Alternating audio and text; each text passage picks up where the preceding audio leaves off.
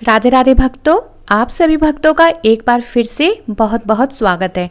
आज हम बात करेंगे पितृपक्ष में पड़ने वाली इंदिरा एकादशी के बारे में। इंदिरा एकादशी का व्रत हम किस दिन करेंगे, इंदिरा एकादशी का क्या महत्व है और क्यों पितरों के उद्धार के लिए इंदिरा एकादशी सर्वोत्तम मानी गई है, चलिए जानते हैं। अश्विन मास के कृष्ण पक्ष की एकादशी को इंदिरा एकादशी कहा जाता है। अश्विन मास का कृष्ण पक्ष पूरी तरह से पितरों को समर्पित होता है। पितृपक्ष में मनाई जाने वाली इंदिरा एकादशी पितरों के उद्धार और मुक्ति के लिए अति उत्तम मानी जाती है। यदि कोई साधक इंदिरा एकादशी का व्रत करता है और इस एकादशी का पुण्य अपने पितरों के निमित्त दान करता है तो ऐसा करने से हमारे पितरों को मुक्ति प्राप्त होती है। इस एकादशी व्रत के प्रभाव से व्यक्ति के सभी पापों का नाश होता है और अंत में व्यक्ति को स्वर्गलोक की प्राप्ति होती है। शास्त्रों के अनुसार इंदिरा एकादशी व्रत साधक की मृत्यु के बाद भी प्रभावित रहता है। इंदिरा एकादशी व्रत के प्रभाव से जातक को पितृदोष से भी मुक्ति मिलती है। साल 2023 में अश्विन मास के कृष्ण पक्ष की इंदिरा एकादशी का व्रत हम 10 अक्टूबर दिन मंगलवार को रखेंगे। एकादशी तिथि प्रारंभ होगी 9 अक्टूबर दिन सोमवार को दोपहर 12:36 पर।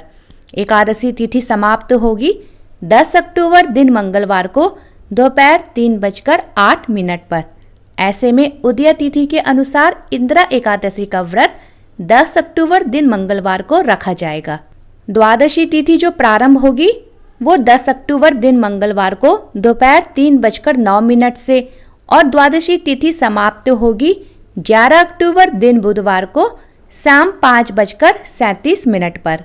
व्रत पारण का जो समय रहेगा वो रहेगा 11 अक्टूबर दिन बुधवार को प्रातः 6:19 से सुबह 8:39 तक। क्योंकि इंदिरा एकादशी का व्रत पितृपक्ष के दौरान पड़ता है, इसलिए व्रत करने वाले साधक को श्राद्ध के कुछ नियमों का पालन करने की बात भी शास्त्रों में कही गई है। शास्त्रों के अनुसार व्रत का आरंभ करने से पूर्व दशमी तिथि में साधक को पवित्र नदी में स्नान करना चाहिए, फिर अपने पितरों के निमित्त तर्पण करना चाहिए। गाय, कुत्ता, कौवे, चींटियों को भोजन दे, फिर ब्राह्मण को भोजन करवाकर दान दक्षिणा देना चाहिए। तत्पश्चात स्वयं भी दशमी तिथि को सूर्यास्त से पूर्व एक समय भोजन करना चाहिए। एकादशी के दिन साधक को ब्रह्म मुहूर्त में उठना चाहिए, स्नान आदि से निवृत्त हो स्वच्छ वस्त्र धारण करें, सर्वप्रथम सूर्य देव को जल अर्पित करें। तत्पश्चात भगवान के सामने अपने व्रत का संकल्प लें। यदि हम व्रत अपने पितरों के निमित्त कर रहे हैं तो भगवान के आगे संकल्प करें कि मैं यह व्रत अपने पितरों के निमित्त करूंगा। एकादशी के दिन भगवान विष्णु के शालिग्राम स्वरूप की पूजा करने का विधान है। शालिग्राम भगवान को इस दिन पंचामृत से स्नान कराएं। भगवान को पीले फूल, फल और तुलसी दल अर्पित करें। तत्पश्चात भगवान का ध्यान करें और उनके मंत्रों का जप करें। फिर व्रत की कथा पढ़े या सुने और आरती करें। एकादशी के दिन विष्णु सहस्त्र नाम का पाठ करना भी सर्वश्रेष्ठ उत्तम माना गया है, इसलिए इस दिन विष्णु सहस्त्र नाम का पाठ भी जरूर करना चाहिए। शाम के समय तुलसी को दीप जरूर दिखाना चाहिए। साथ ही इस दिन शाम को पितरों के निमित्त आकाश में भी दीपदान जरूर करना चाहिए।